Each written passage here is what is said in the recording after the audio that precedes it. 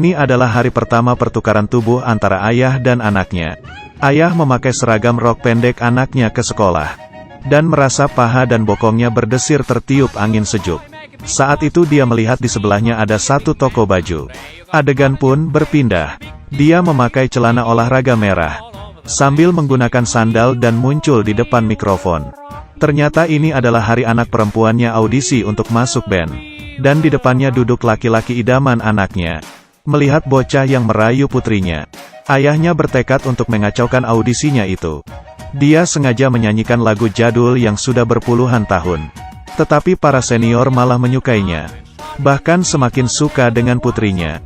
Sampai di kelas, sahabat putrinya berkata malam ini dia pergi camping bersama pacarnya. Dan ingin putrinya itu bantu dia untuk menutupinya.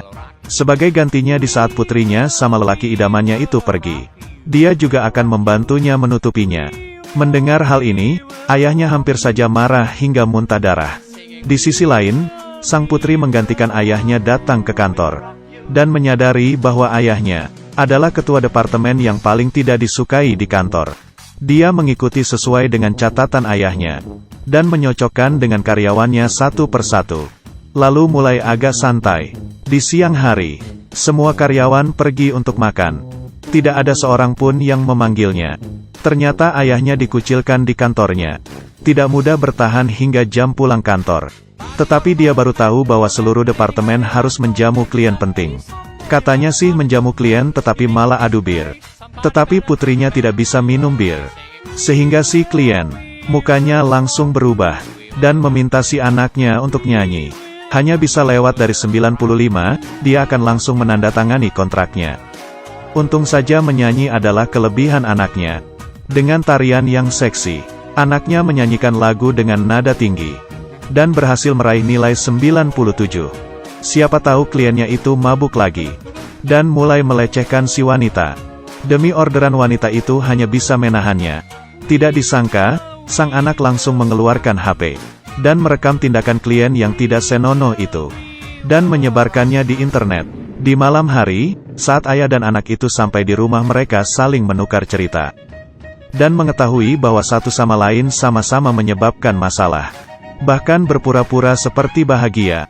Karena ayah pernah bilang, hanya dengan tidak berantem baru bisa kembali menjadi semula. Di hari kedua, anaknya dipanggil oleh atasan ke dalam ruangan. Pemimpinnya menginginkan dia untuk menghapus video itu. Dan juga minta maaf ke klien. Kalau tidak akan memecatnya. Di perjalanan pulang, melihat tas kantor yang bobrok. Sang putri akhirnya merasakan ayahnya yang kesusahan. Tetapi di hari kedua sang ayah di sekolah menyebabkan masalah lagi. Ini adalah hari keempat sang ayah menggantikan anaknya masuk sekolah. Dan harus menghadapi ujian. Dia yang selama ini selalu menganggap dirinya sebagai seorang sarjana merasa malu saat melihat kertas ujian. Dan mulai menggambar lingkaran di atas kertas. Di sisi lain putri yang menggantikan ayahnya bekerja. Bekerja dengan sangat baik. Di dalam acara live belanja. Putrinya mengandalkan kecintaannya pada kecantikan. Berhasil menjual stok barang lipstik yang disimpan perusahaan.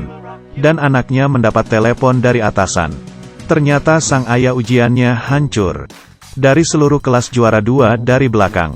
Putrinya bergegas ke kantor sekolah untuk menemui guru. Dan mengingat apa yang ayah saya bicarakan sepanjang hari. Mengembalikannya secara utuh.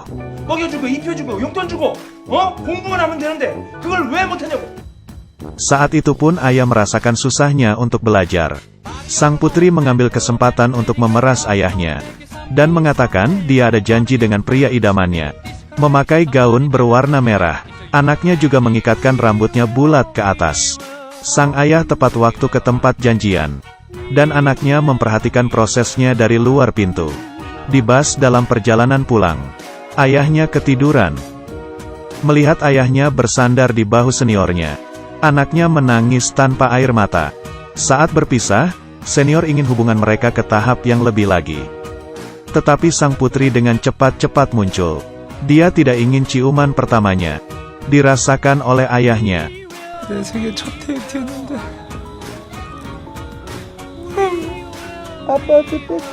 Hari ini ayah melakukan peluncuran untuk produk yang sudah dipersiapkan selama setahun. Sebelum pergi, dia berulang kali memberitahu putrinya. Cukup baca mengikuti buku rencananya saja sudah boleh. Bila ketemu dengan pertanyaan cukup bilang, aku akan melakukan yang terbaik. Sama sekali jangan bilang aku akan bertanggung jawab. Karena ini adalah hukum kelangsungan hidup di tempat kerja. Di rapat, pidato putrinya yang luar biasa memenangkan persetujuan direktur. Dia yang kewalahan mulai pusing. Karena sejak dari pertemuan dengan klien itu, dia sudah tidak terbiasa dengan peraturan dalam dunia kerja itu. Tetapi pidato dari hati itu membuat orang-orang departemen ayahnya dipecat. Sang ayah terburu-buru naik sepeda ke kantor dan tidak memerhatikan mobil yang melaju dari depan. Di rumah sakit, sang putri menyesal dan duduk di samping ayahnya. Dia akhirnya merasakan kekejaman dan kesedihan dunia orang dewasa. Di saat itu dari luar jendela terbang masuk sehelai daun ginkgo dan perlahan-lahan jatuh di bantal ayah. Keesokan paginya, sang ayah dan anak itu bertemu di lorong rumah sakit. Mereka akhirnya kembali seperti semula. Tidak tahu dari sejak kapan dimulai. Anak kecil yang digendong di atas bahunya sang ayah itu perlahan-lahan bertumbuh besar. Dari tidak berkata-kata dengan ayah hingga tidak ada ain bisa dikatakan. Dari orang yang dekat hingga orang asing yang sangat dikenal. Mama adalah menjadi sebuah jembatan komunikasi terakhir antara ayah dan anak. Meski aku tahu kamu begitu susah, kamu mengerti kontribusi apa yang aku keluarkan. Sehingga lupa bagaimana caranya berkomunikasi. Kejadian tiba-tiba hingga saling tertukar. Membuat hubungan mereka yang awalnya jauh menjadi dekat. Tetapi kerabat di dunia mana mungkin akan memiliki kesempatan seperti itu. Kebanyakan pasti di saat sudah menjadi orang tua. Dan dengan begitu secara pelan-pelan baru menyadari harapan tak terbatas dari orang tua.